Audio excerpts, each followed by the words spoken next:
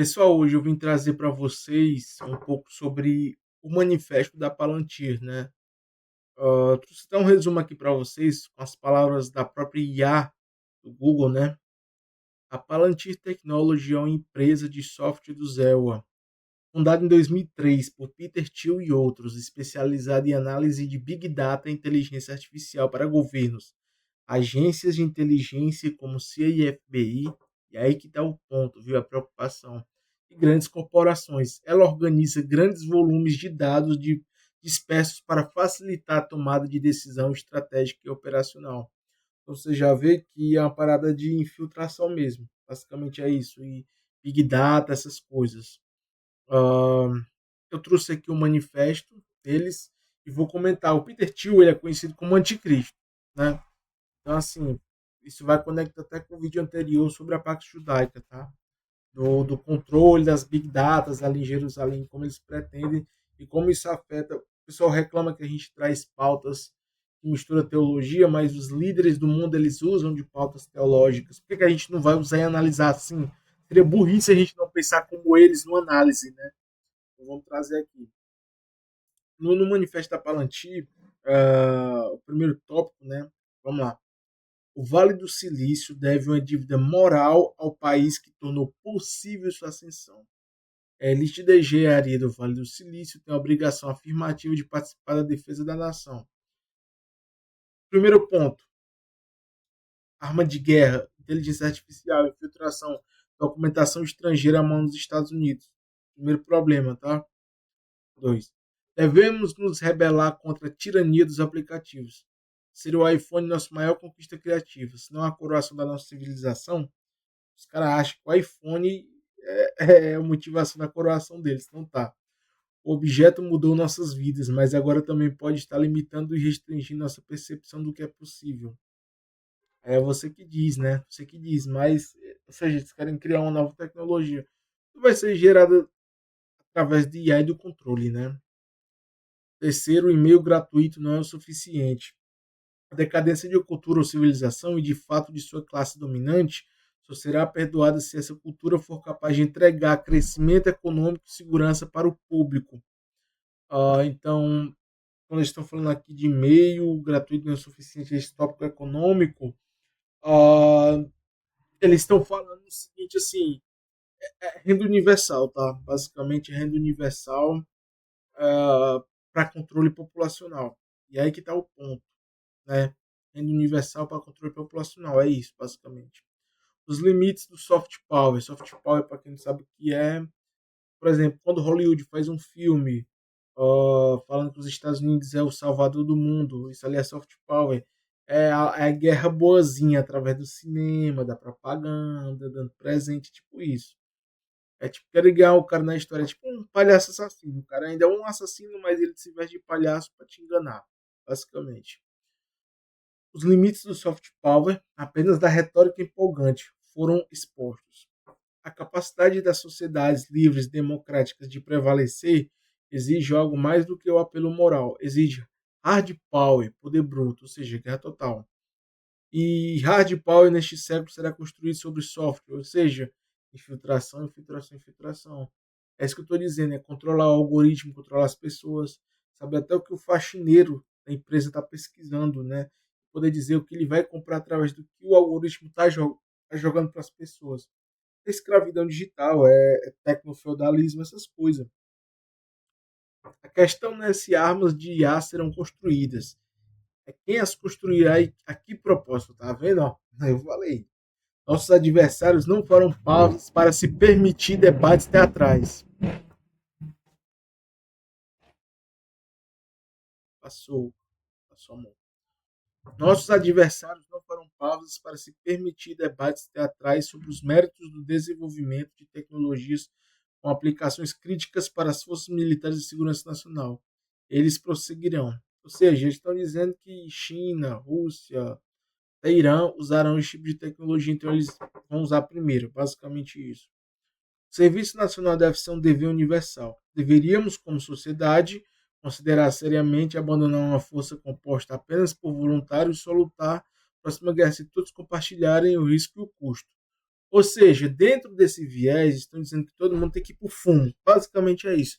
Todo mundo tem que ir para o fumo, todo mundo tem que se prejudicar em algum nível, mas não fala de lucro, fala de risco e custo, né? Enfim, tá botando que todo mundo pode ser um super soldado, um agente de infiltração, né? No Serviço Nacional Interna de dever universal, ou seja, de comandar o mundo. O sétimo ponto, né? Se um fuzileiro naval dos Estados Unidos pede um fuzil melhor, devemos construí-lo. O mesmo vale para um software. Devemos, como país, ser capazes de manter um debate sobre a conveniência de uma ação militar no exterior, permanecendo inabaláveis em nosso devemos, como país, ser capazes de manter um debate sobre a conveniência de uma ação militar no exterior, permanecendo inabaláveis em nosso compromisso com aqueles a quem pedimos que se coloquem em perigo. Ou seja, sempre vai falar sobre segurança e tecnologia de uma forma defensiva, mas dando a entender que isso é um ataque, basicamente. Oitavo, servidores públicos não precisam ser nossos sacerdotes. Qualquer empresa que remunerar seus funcionários de maneira como o governo federal remunera, os servidores públicos teriam dificuldades para sobreviver. É aquela história do capitalismo, né? Isso não é uma novidade. Nono, deveríamos demonstrar muito mais complacência com aqueles que se submeteram à vida pública. A erradicação de qualquer espaço para o perdão, o descarte de qualquer tolerância com as complexidades e contradições da psique humana, pode nos deixar com um elenco de personagens no comando dos quais viremos a nos arrepender. O controle do capital privado em cima da questão pública, né? Isso aí a gente sabe, sempre existiu. O décimo tópico, a psicologização da política moderna está nos desencaminhando.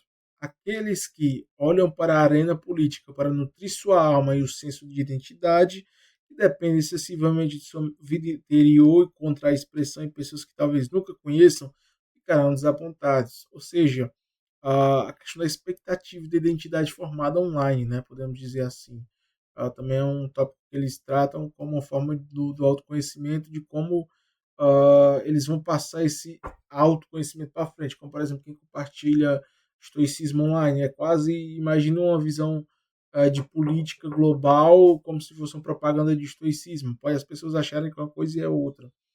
Tópico 11, né? Nossa sociedade tornou-se ávida demais em acelerar e muitas vezes se alegra com a ruína de seus inimigos. A derrota de um oponente é um momento para pausa, não para comemoração.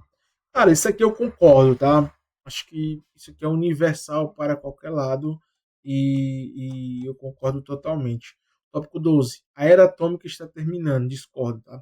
A era de dissuasão, a era atômica está chegando ao fim. Uma nova era de dissuasão baseada em ar. Está prestes a começar. Eu discordo dessa daqui totalmente. Não vai acontecer isso. Pode chegar até o IA, vai ter a IA controlando a dissuasão atômica, basicamente.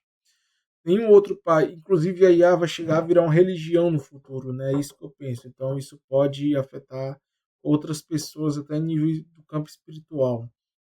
13º ponto, nenhum outro país na história do mundo avançou valores progressistas mais do que este. Os Estados Unidos estão longe de serem perfeitos, mas é fácil esquecer quanta oportunidade a mais existe nesse país para aqueles que não são elites hereditárias do que em qualquer outra nação do planeta. Vai pensando isso, vai pensando. Isso aqui eu não preciso nem dizer. É tanta vantagem que os caras não conseguem nem ter acesso à saúde, né? Mas enfim. O poder americano tornou possível uma paz extraordinariamente longa. Muitos esquecem ou talvez tomem como garantido que quase um século de alguma versão de paz prevaleceu no mundo sem um conflito militar entre grandes potências. Pelo menos 3 gerações, bilhões de pessoas, seus filhos e agora netos, nunca conhecerão uma guerra mundial. Estados Unidos é o que causa a guerra, tá, cara? Todas as guerras que você pega os últimos 100 anos, quem que mais causou guerra no mundo? Os Estados Unidos. É muito fácil refutar isso. Mas como eles têm um poder financeiro, né, eles misturam idealizações de engano com algumas verdades e, enfim, espantalhos para confundir as pessoas. 15º ponto do pós-guerra. A neutra... 15º ponto. A neutralização do pós-guerra da Alemanha e do Japão deve ser desfeita. O desarmamento da Alemanha foi uma correção excessiva pela qual a Europa agora paga um preço alto. Compromisso semelhante altamente teatral com o pacifismo japonês também ameaçará. se mantido alternar o equilíbrio do poder na Ásia, porque eles têm medo da China crescer, eles querem a Alemanha armada para combater a Rússia, basicamente isso. 16º ponto, devemos aplaudir aqueles que tentam construir onde o mercado falhou em agir. A cultura quase ri com desprezo do interesse de Musk uma grande narrativa, como se bilionários devessem simplesmente permanecer em seu quadrado e enriquecer a si mesmos. Qualquer curiosidade ou interesse genuíno no valor do que ele criou é essencialmente descartado, talvez espreite sobre um desprezo finamente velado. Desprezo não tem como não ter, né, sobre o bilionário. Devemos aplaudir aqueles que tentam construir onde o mercado falhou em agir. Mas quando o Estado tenta construir, vocês, né, vão contra, né? A ideia da mão invisível do mercado que nunca existe. É sempre o governo em cima, não pode vender a Amazon, mas depois fala do mercado. Enfim, é complicado, é complicado. Eles têm a mão do Estado em cima, e depois falam em livre mercado, mas correm por protecionismo no primeiro BO que tiver. E quando o Estado vai também construir em cima disso, quando é alguma coisa boa, né, eles vão lá e vão contra aquilo, né? Então é complicado. Deixa eu ver aqui onde está o mercado. 17º ponto.